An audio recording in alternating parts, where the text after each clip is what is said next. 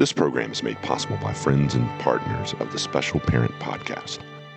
I believe that empowering parents of special needs children is like giving them the superpower of unconditional love and unbreakable determination. They are not just parents, they are true champions, shaping a bright future for their incredible children. I'm Dr. Deanna Iverson, and I'm glad you're here.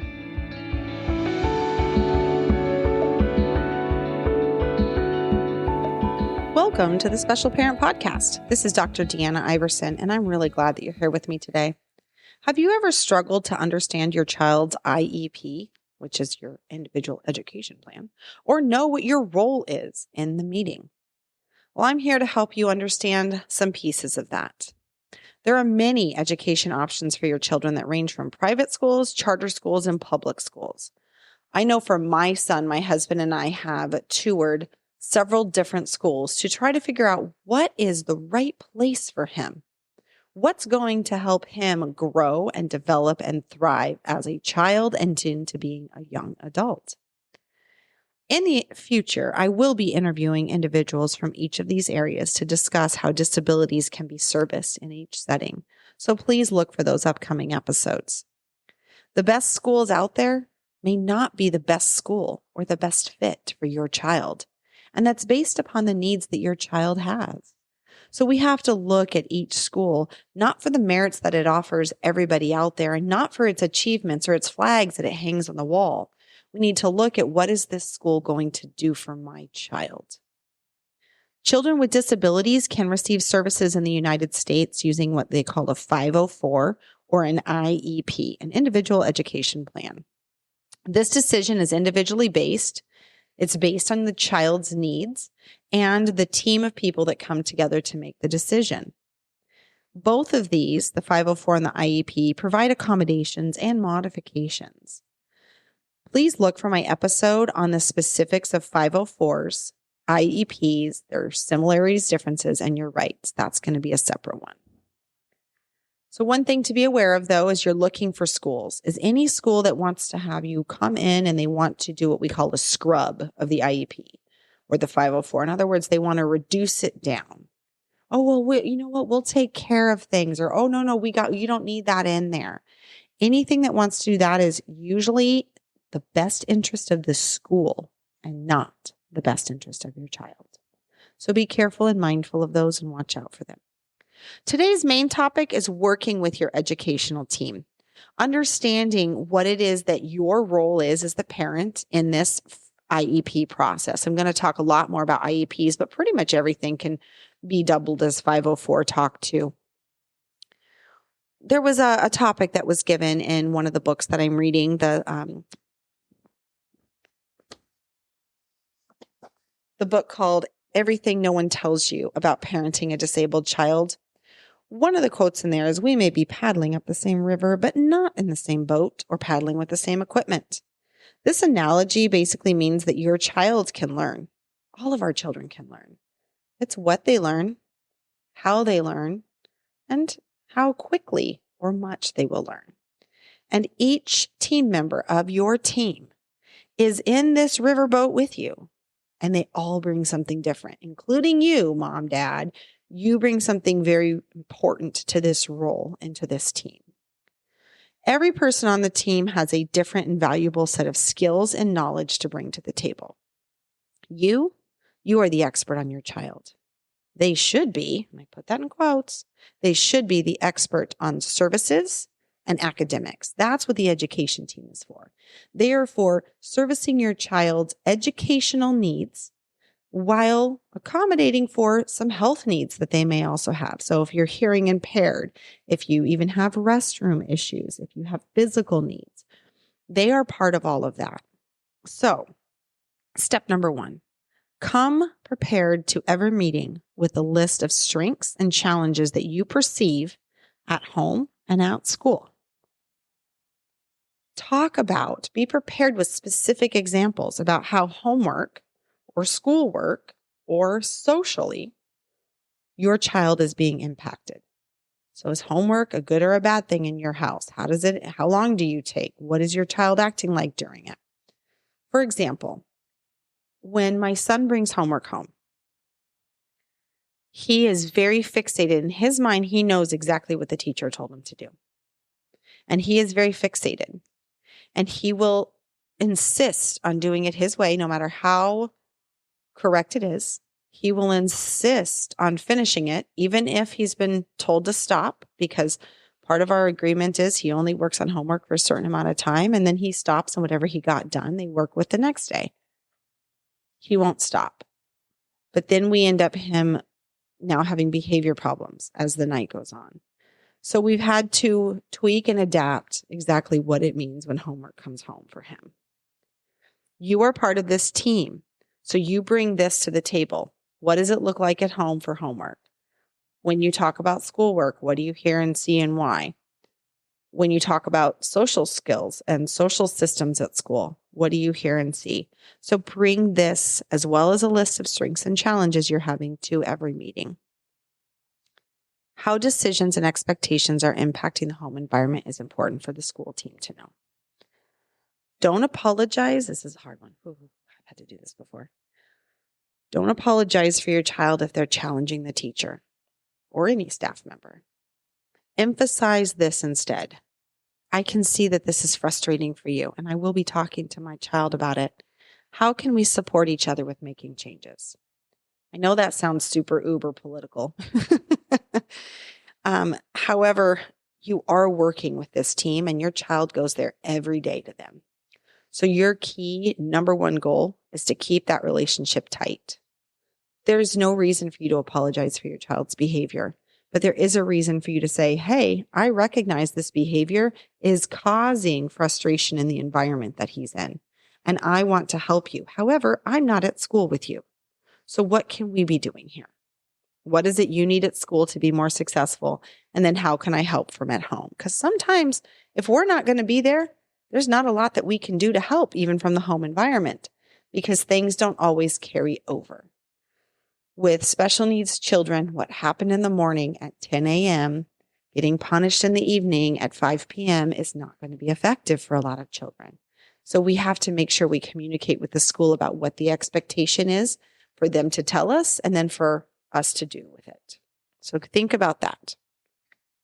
Another way to respond is, I understand what you're saying, and I definitely plan to talk to his therapist or his provider about strategies that I can do to help the school and home.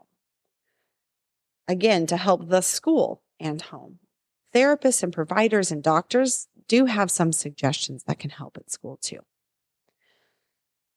I always would circle back if you know that there's a problem and you've said, hey, I'm going to check into something, or I'm going to talk to my child. I would circle back with them within a few days to a week or two and say, I have done the following, do.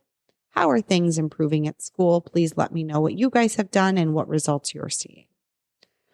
If you feel emotional or struggle with communication with these educators, consider consulting an advocate. A friend or family member is a good person for you to talk to, but an advocate who's very familiar with special education laws and rights is, or even a previous educator, is going to be on your team. They're going to know what it is the school can and cannot do, because sometimes the school will tell you they can't do something, and that's because they don't want to. So they're going to tell you what the school can and cannot do. They're going to make sure to push for the things the school can do to help your child if that is in the best interest of your child. So if you're feeling emotional and you're struggling with your communication, you're struggling to get what's best for your kid, I highly suggest talking to a special ed advocate. I am going to have actually an upcoming episode where I interview an advocate. So please look for that episode, and we'll be able to get you a lot more information on that. Another tip on this one is it does help to see the SPED teacher as a human, just as you are as a parent. They're not perfect either. They're not going to make every decision that's 100% right. They have 15 plus kids in a classroom, and they're trying to work for the special needs of every child. So when you can give them grace and another chance, sometimes it helps them stay more calm and work harder for your child because they feel that peace, that communication, and that acceptance from you too. So that's a good place to start as you move along this path of working with educators. Another thing to think about, I see this with a lot of educators that are more in the general ed population, They start seeing accommodations as extras or advantages. We actually had, during an IEP meeting, we actually had someone say to us, well, if I give that to your son, how is that fair to the other children? I was really grateful in that moment for my SPED advocate, because I don't know if you've seen the movie where the anger guy and like fire comes out of his head and it's straight up and down. That was me. Fire was coming out of my head. I was like, what? And my advocate just took over, and it helped me not lose it and overreact. And it helped the meeting flow that I had that advocate there. Accommodations are not extra. Accommodations are not advantages. Accommodations are there to provide equal access to the curriculum. And yes, you're going to have to remind teachers of this. So sometimes before we go into these IEP meetings, we might want to have like a little elevator talk about what accommodations and modifications really mean. And this is more seen if your child is in any general education classes. Maybe they're in co-taught classes or classes with a general ed teacher who hasn't been trained as much as to why children need accommodations and how those accommodations are helpful, not enabling. They are helping. So just something to be prepared with, or it might be something that an elevator talk, 30-second speech you want to have for the next time you're out and you're at a business dinner and someone mentions something. I've had it happen. We've been at dinner with some friends, and I mentioned, he needed extra time on that assignment. And someone said, well, if you give him extra time, then doesn't that mean that he, should have his grade taken off for that? And I was like, well, no, that's part of his accommodations. Well, everyone else didn't get extra time. And I needed to be prepared. And I wasn't in that moment because I didn't expect the conversation with friends. So expect it. A little elevator speech on how accommodations are not an advantage. They're creating inequality. They're creating equity. And accommodations and modifications do that. And we need to be ready to prepare. We need to be prepared, to educate others on how that happens. Any and all paperwork on your child is a living document. So keep that in mind with IEPs and 504s, is that if you had a meeting in September and something's not working come November, you can call another meeting and say, I think we need to revisit this. We need to add an accommodation. We need to change something. We need to possibly even look at changing the way that the assignments are given to our child, or the way that a certain teacher addresses our child, because that teacher is triggering and it shuts my child down or excites my child and causes them to explode. It is a living document. It is not set in stone, and it can change as needed for your child. So remember that you have the right to call another meeting regardless of timing. All staff that work with your child should respect your child and your child's needs. As we as parents know, not all disabilities are obvious. And there's been many times with my older son that we have had someone say, he doesn't look autistic. I'm like, well, thanks, but I don't really know what autism looks like. It's not a look, it's behavioral and neurological. So let's talk about what that means. And that happens even with teachers. They can be doing well for a while, and then something can trigger your child and they don't do well. And the teacher goes, well, they just have to learn to deal with that disappointment. Well, no, but there's something that happened that caused that. So it's not dealing with disappointment, it's dealing with a disability. So we have to sometimes help educate, and that can be exhausting. I know, I've done it. And then there are times that it can be ineffective if you don't have outside help. And that's why I highly suggest consulting an advocate. So here's some tips and tricks. Before considering removing your child to any school, tour the school and come with specific questions related to your child. Talk to them specifically about what is in the IEP, 504, or special education document. Be prepared to talk about your child's strengths and challenges during every single meeting. Bring your own list, but demand that out of others. A lot of times when teachers start talking, they jump immediately to the things that are wrong, or they go, oh, ditto, that's what someone else said. Say, I would like to hear something good that's going on in your classroom and give me an example, please, of something, a way that you found works for him, something that worked, or give me an example of something that's not working so I can help with that. Consider having a friend or an advocate help you communicate. This is one of the ones I love. Believe 50% of what you hear, and hopefully teachers will believe 50% of what they hear. We know that stories get mixed up in between. So when your child comes home with a story, start with, okay, thank you so much for telling me that. And then go to the school and ask for their side of the story without giving up too much of yours. Just ask for theirs. And then you can start to work out what's in between. Recognizing both parties in this are human, and the partnership and keeping lines of communication open and respectful is what's going to be best for your child. If you or the team want to try an intervention, go for it. Try it.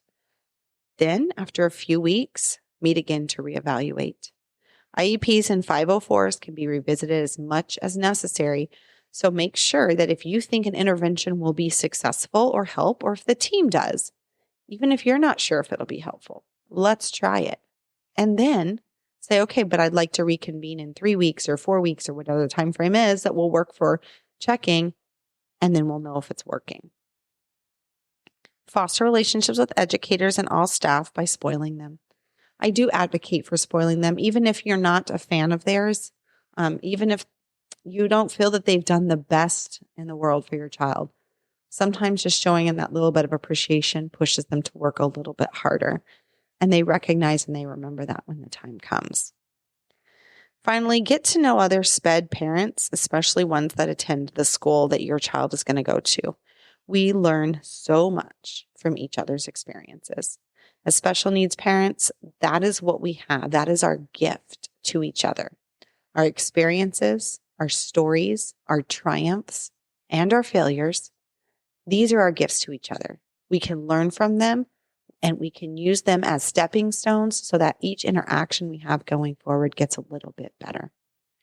Thank you so much for joining me today. As you've heard, there's going to be several more episodes about education and how we as special needs parents can learn what are the rights of our child and the differences of what's happening within that education system. So I look forward to seeing you again. Please reach out on my website, specialparent.org, and let me know if there is anything that you need. This program is made possible by friends and partners of the Special Parent Podcast. For more information and to join our mailing list, visit specialparent.org.